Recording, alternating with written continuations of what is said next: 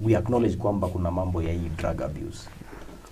Mipango yako ni yapi? There are so many youth groups in the village, and sometimes maybe using my constituency for example, utapata there is at least maybe 1 or 2 youth groups in a sub-location. That would even average up to like,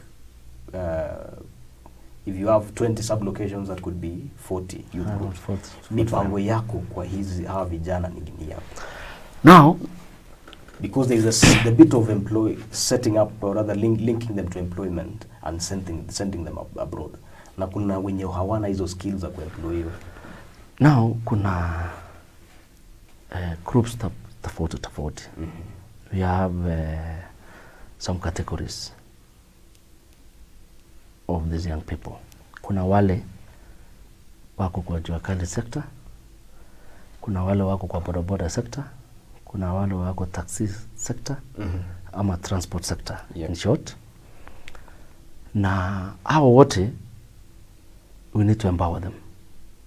And by doing so, my research and the best way to help a human being is to get the resources. Like for example, my dream, and I can say candidly, I can see the border sector. It's a wide business sector. These are people, they need to be empowered. And I'm very sure they have structured circles. Some I know.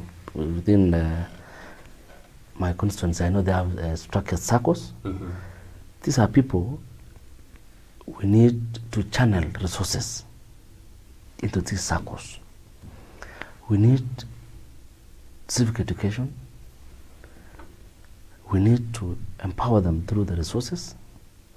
For example, if we have around 800 to 1,200, let's say 1,200 border operators.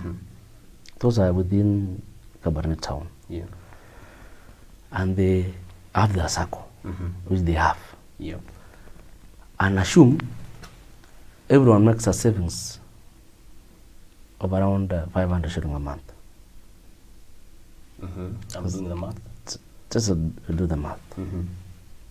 So 1,500, 500 people a month. That is 750,000 a month. Yeah. Those are savings. These are people, wakisha kuweka hiyo savings zao, kama mimi kijana. Yeah. Through the CDF and other partners, funding partners. I want to make sure kwamba we channel resources to these circles. For example, assume I channel 5 million to this circle every financial year. Through the CDF? Through the CDF, or other funding. Does it allow for that? You see, the law within the CDF is not restricted. Yes. They have some percentage for infrastructure and other developments. Yes. They are not specified. Right? So it is upon a leader to be creative. To be creative. Na aweze kujua atatoa wapi ya 5 million. Yes. Aweze kuona kwamba how can we empower. Sorry. Secondly, we have the 100 million for the bottom up. You know, I believe, and I used to tell my friends that William Ruto is the 5th president. Without blinking an eye. And that's what I was to ask you. Ushajibu. And if William is our 5th president, he has promised that he will channel 100 million per constituency for bottom up. Now, this amount of money are huge. It needs a leader who is close to his people, who is close to these young people. Yes. So that they are being able to empower these young people by channeling the resources to their circles. And I can tell you, for example, I was doing some math. Nikasema kwamba kama kila financial year tuko na kama milioni 5 kwa hii sako ya vijana.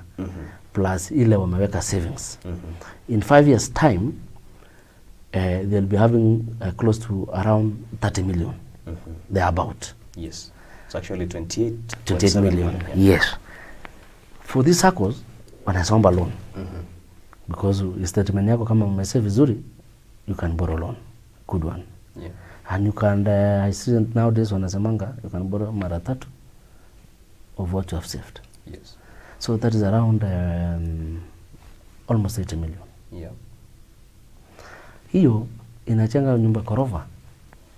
5-story, 4-story, 5-story building.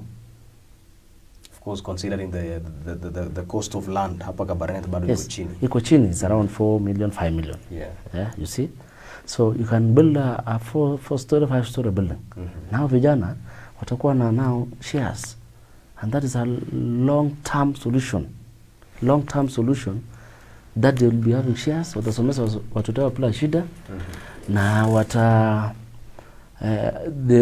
hiyo watakuwa napata manufaa yao kila mwezi, na mpaka hata watoto wao mpaka wachuku.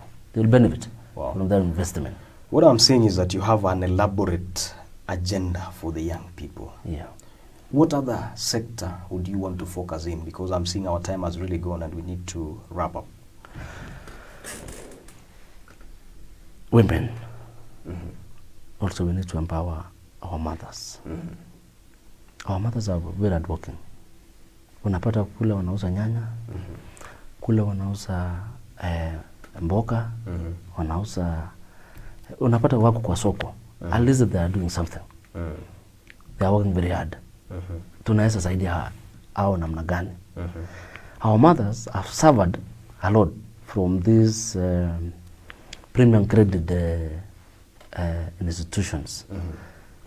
Wala wanakuja kutabeli hawa kwamba mchukue loan, and these institutions wako very high interests. Now my thinking is, these mothers wanakuanga na groups. Yep. You know, they are very active, and they have very active groups.